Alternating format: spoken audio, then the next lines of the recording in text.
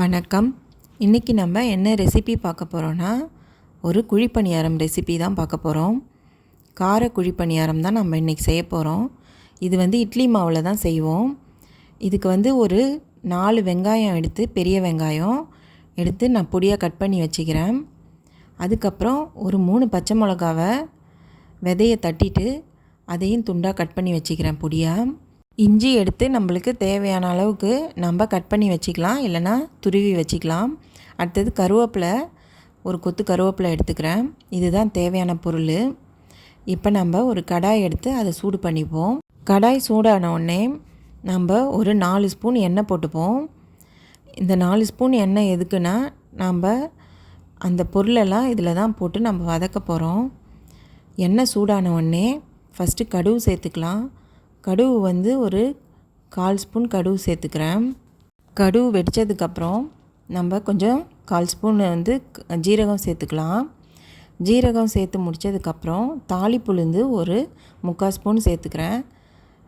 அதுக்கப்புறம் கடலைப்பயிறு ஒரு 10 கடலைப்பயிறு சேர்த்துக்கிறேன். நீங்கள் கடலைப்பயிறு அதிகமாக சேர்த்துக்கணுன்னாலும் சேர்த்துக்கலாம். இப்போ இதெல்லாம் நல்லா வறுபடட்டோன்ட்டு நம்ம என்ன பண்ணணும், வெங்காயம் கட் பண்ணி வச்சுருக்கோம் இல்லையா, அந்த வெங்காயத்தை எடுத்து நம்ம இது கூட சேர்த்துக்கணும். சேர்த்துட்டு நல்லா வதக்கி விடணும்.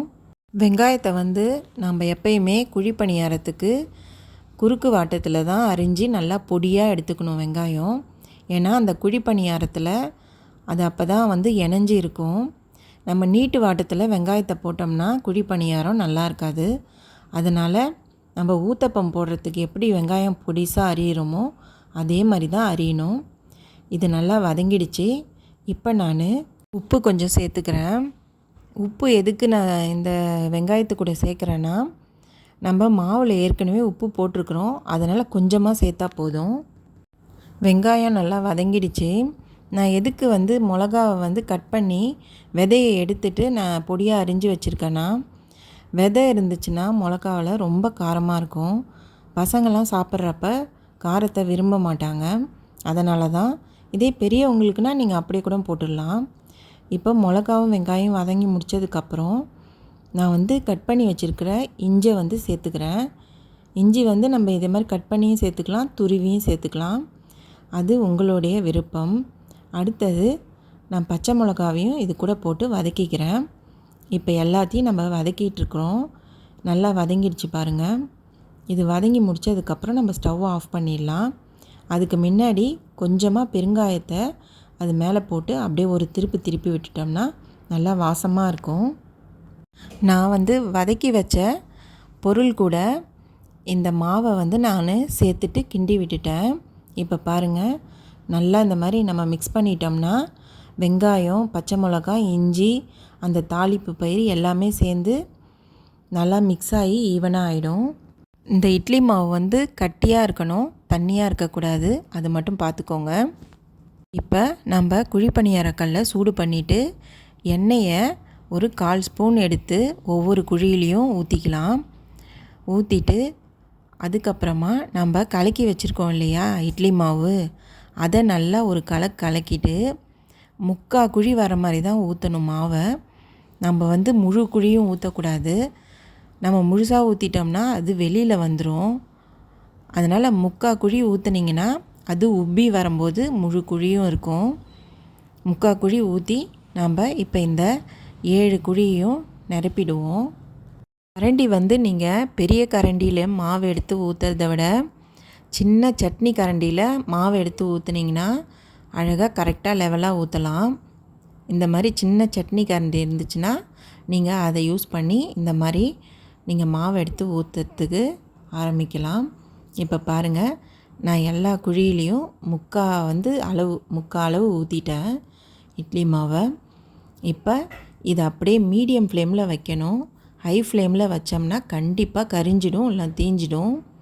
அதனால் மீடியம் ஃப்ளேமில் வச்சு கிட்டே இருந்து பார்த்துக்கணும்.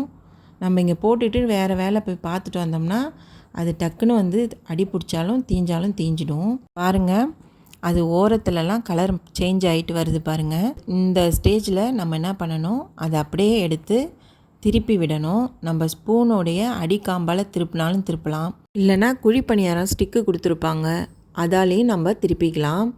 நம்மளுக்கு எது வாட்டமாக இருக்கோ நம்ம அதை யூஸ் பண்ணி இதை நம்ம ஒன்று ஒன்றா உடையாமல் திருப்பி ஒவ்வொரு இதாக நம்ம முடிச்சிடணும். இப்போ பாருங்கள், எல்லாத்தையும் நான் அந்த மாதிரி திருப்பி விட்டுட்டேன். எல்லாமே பார்த்திங்கன்னா லைட் ப்ரௌனாக வெந்திருக்கு, எதுவுமே தீயலை. இதே மாதிரி நம்ம மீடியம் ஃப்ளேமில் வச்சு பண்ணால் தான் இந்த லெவலுக்கு நம்ம எல்லா குழி பணியாரமும் ஈவனாக ஒரே கலராக இருக்கும்.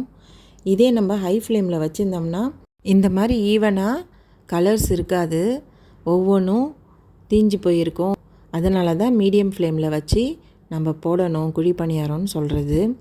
இப்போ பாருங்கள், எல்லாத்தையும் நான் திருப்பி விட்டுட்டேன். இப்போ திருப்பி விட்டதுக்கப்புறம் ஆயில் வேணும்னா நம்ம இந்த ஸ்டேஜில் இன்னும் கொஞ்சம் சேர்த்துக்கலாம். எல்லா குழி பணியாரத்து மேலேயும் கொஞ்சம் கொஞ்சம் ஆயில் சேர்த்துக்கலாம். அப்போ கொஞ்சம் கிறிஸ்பியாக இருக்கும். இல்லை நிறைய ஆயில் இருக்குது போதும் இதுக்கு மேலே வேணான்னா நம்ம அப்படியே விட்டுடலாம். இப்போ பாருங்கள், எல்லாம் வெந்துடுச்சு.